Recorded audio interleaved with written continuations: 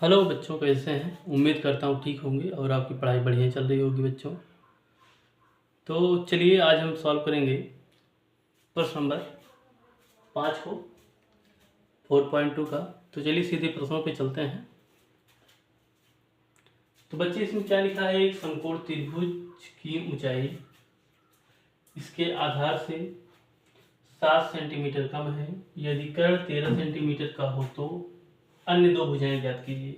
ठीक है, सबसे पहले हम समकोण त्रिभुज जानते हैं। समकोण त्रिभुज ऐसा त्रिभुज जिनके बीच का जो कोण होता है, ऐसे जो 90 अंश का कोण होता है वही समकोण त्रिभुज होता है, ऐसे जानिए। ठीक है, 90 अंश के कोण को क्या कहते हैं? समकोण। इसमें क्या कह रहा है?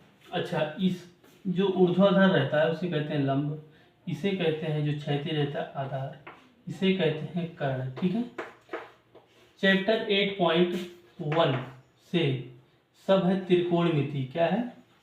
त्रिकोणमिति। त्रिकोणमिति है, इसी से शुरू होता है वो पूरा चैप्टर, और उसमें बढ़िया से ये सब चीज़ें बताई गई हैं। तो लेकिन इसमें एक क्वेश्चन दिया है, तो चलिए इसको सॉल्व करने का प्रयास करते हैं कैसे है। इसमें कह रहा है एक समकोण त्रिभुज की ऊंचाई ने, एक समकोण त्रिभुज की ऊंचाई, मान लीजिए समकोण त्रिभुज है, ऊंचाई इसके आधार से यानी आधार से 7 सेंटीमीटर कम है। यानी ये कम है कितना हमें पता नहीं, लेकिन कम है यानी माइनस में है। तो हम क्या लिखेंगे?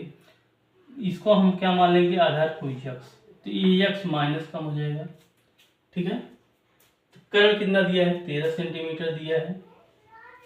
तो अन्य दो भुजाएं ज्ञात करना। हमें कर्ण को पता है, इसे कर्ण कहते हैं। कर्ण 13 सेंटीमीटर है, आधार पता नहीं है और हमें लंब भी नहीं पता है। तो इन्हीं दोनों को ज्ञात करना है। ठीक है, तो चलिए थोड़ा सा इसे मिटाएंगे, इसको ध्यान में रखिएगा। तो यहाँ पे हम क्या लिख सकते हैं? सबसे पहले हम लिखेंगे माना एक मिनट,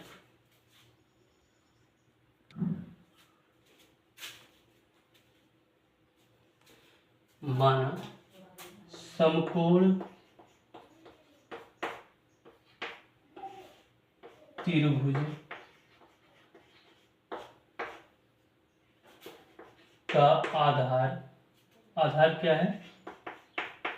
आधार क्या माने थे? यक्स सेंटीमीटर माने थे। क्या माने थे?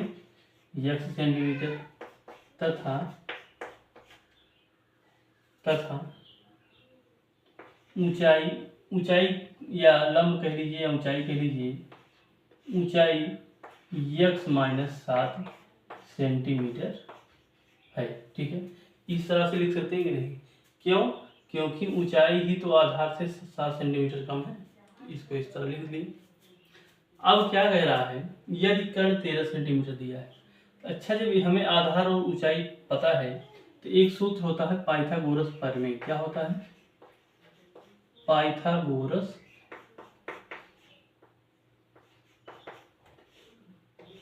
प्रमेय होता है। इसी से हम इस सवाल को लगा पाएंगे। पाइथागोरस प्रमेय क्या कहता है?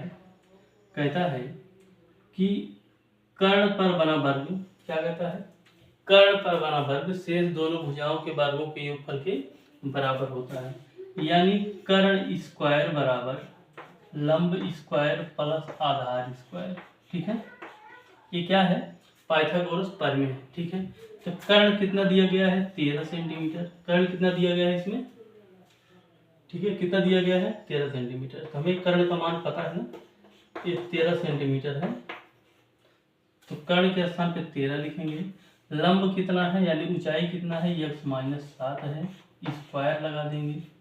आधार कितना है? यक्स है, तो यक्स स्क्वायर कर देंगे। ठीक है, अब इसको देखिए 13 का अगर हम 2 बार मल्टीप्लाई करें यानी 13 गुणा 13 करें, 13 तो हमें 169 होता है। 13 का स्क्वायर क्या होता है? 169, 169। ठीक है, अगर इसको हम ओपन करें तो ए माइनस बी का सूत्र है।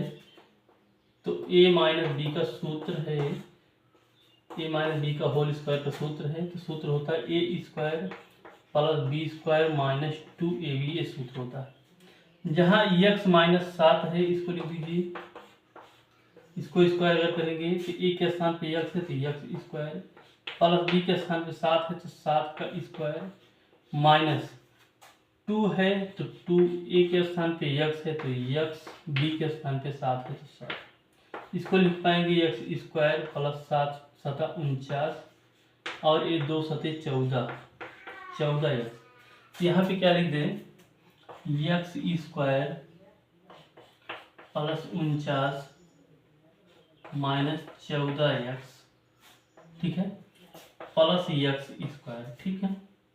इसको लिख दिए, 49 इधर प्लस में इधर हो जाएगा माइनस में, 169 माइनस 49 बराबर एक्स और एक्स स्क्वायर तो हो जाएंगे 2x स्क्वायर, यहाँ माइनस 14 बचा तो माइनस 14x, ठीक है।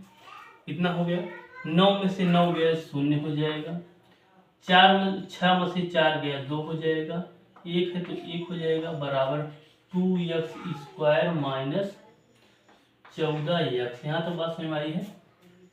चलिए इसको हम थोड़ा मिटाएंगे,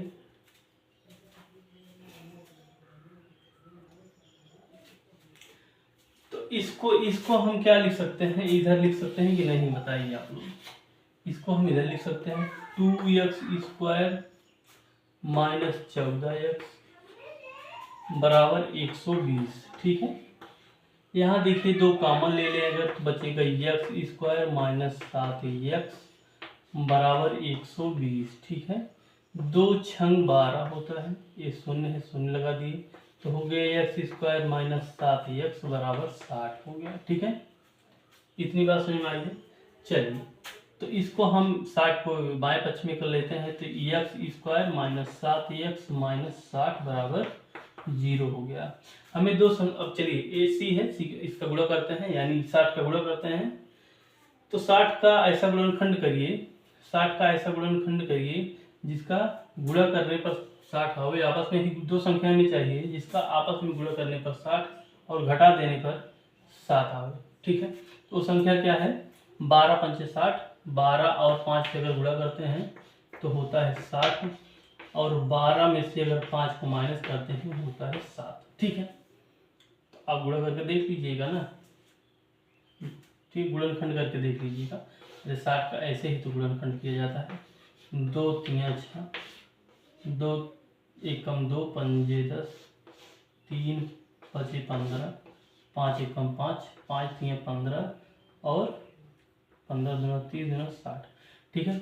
ऐसे करेंगे 2 दूना 4 3 12, 12 और 5 गुणा करें 60 और 12 में से 5 गए 7, ठीक है। तो यहाँ पे क्या लिखेंगे, इसको हम मिटाएं, फिर इसको हम मिटा दें तो हम क्या लिख पाएंगे यहाँ पे, 7x square minus 12x minus 5x minus 60 बराबर 0, ऐसे लिख पाएंगे। चलिए x square minus 12x plus 5, minus का माइनस में गुणा करेंगे तो प्लस हो जाएगा, प्लस 5 माइनस 60 बराबर 0, ठीक है। इसको समूह बना लेते हैं तो एक्स स्क्वायर माइनस 12x एक ब्रैकेट में हो जाएगा, प्लस है तो प्लस 5x माइनस 60 एक ब्रैकेट में हो जाएगा, बराबर हो जाएगा 0। यहाँ x से यहाँ x तो x हो जाएगा काम, तो x माइनस 12 बचा ब्रैकेट में, यहाँ प्लस 5 कॉमन लेंगे तो यहाँ बचेगा x माइनस 12 बराबर 0, ठीक है। x माइनस 5 x माइनस 5 दोनों में आए हैं, इसको एक बार लिखेंगे, x माइनस 12 एक ब्रैकेट में और x और 5 बाहर है, किसको लिखेंगे x प्लस 5 बराबर 0। इसको हम छोड़ देंगे, इसको ले लेंगे तो यहाँ लिखेंगे, ठीक है। यहाँ लिखेंगे यदि x माइनस 12 बराबर 0 तो x बराबर 12, ठीक है। तो हमें जो है, हमें आधार कितना पता चल गया, आधार पता चल गया कितना 12।